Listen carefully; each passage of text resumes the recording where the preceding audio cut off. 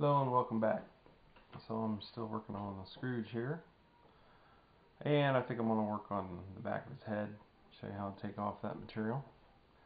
One thing I want you to know about is trying to visualize when you're not carving what you actually are doing. So I did put together a little drawing here, and this is basically what I want to achieve here. Hopefully you can see that. So that's the Scrooge. So I'm going to have a pointy nose, pointy chin. So yeah, laying out the paper, drawing it. You don't have to be the greatest artist to carve. I'm proof of that. So we'll get started. Got my Moro knife.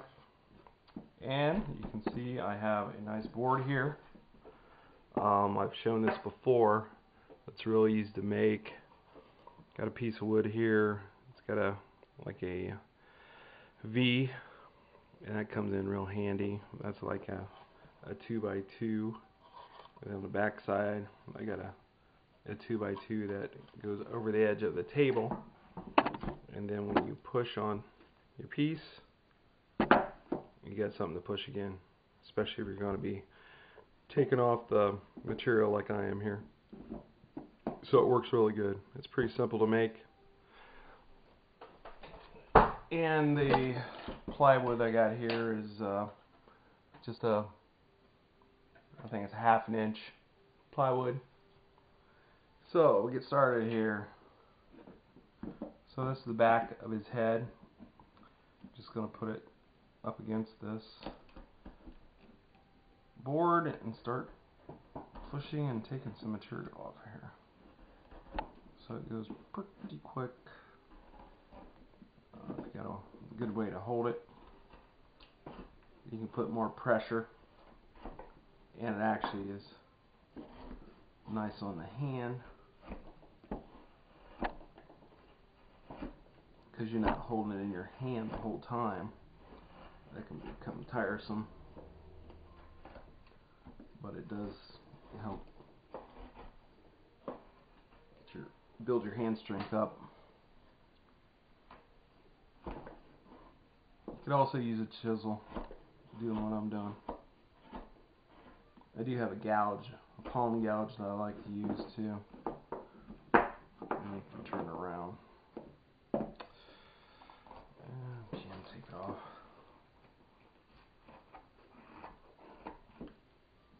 And I like to do things moving it around my hand or a different position, because I just don't like to keep it in a certain position. I want to look around the piece, make sure I'm getting the material off evenly. But I like this Moro knife so far. The grip is a little slippery, but compared to my wood knife that I got, my wooden knife, I got that from Cape Forge online, capeforge.com, and I don't get any kickback from advertising. But it's just a good place to get a hand forged knife. So you can see just a little bit of time, tuck off quite a bit of material, and you can put it against the wood any way you want here.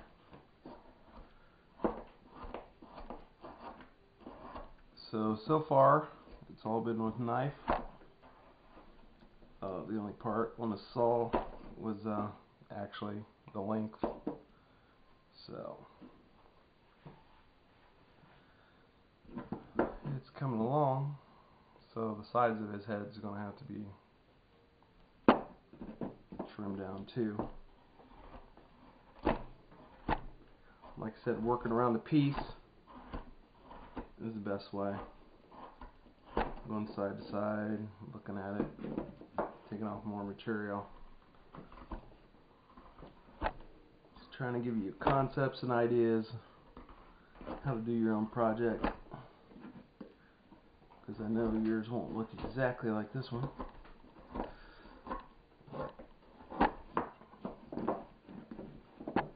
the sharp knife, it just makes it a lot nicer. That material comes off really easy. If you get a dull blade, and it just makes a lot more work, and it is more dangerous with a dull knife. Let's see here. Got the back. Took off some around the edges. I really want to get into his face, but I don't want to start carving any details yet. I got a lot more material that needs to come off.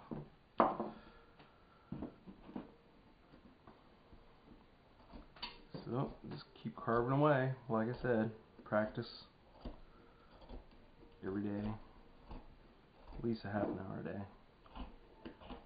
And then after a year or so, you'll be quite good in carving. But it does take a lot of practice, a lot of patience. So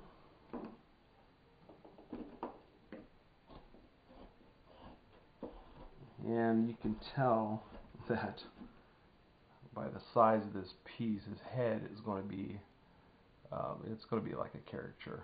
I mean, his head is huge compared to the rest of his body. So that's the way I wanted it. That's the way I designed it. So, because when you look at him, you will be focusing on his face mostly. But there we go. So in just a little bit of time, and I probably took off more wood there than I would have if I would have had it in my hand. But that's an example of hogging off the wood. Also using this board as a holder. It works pretty nice. And that's it. Thanks.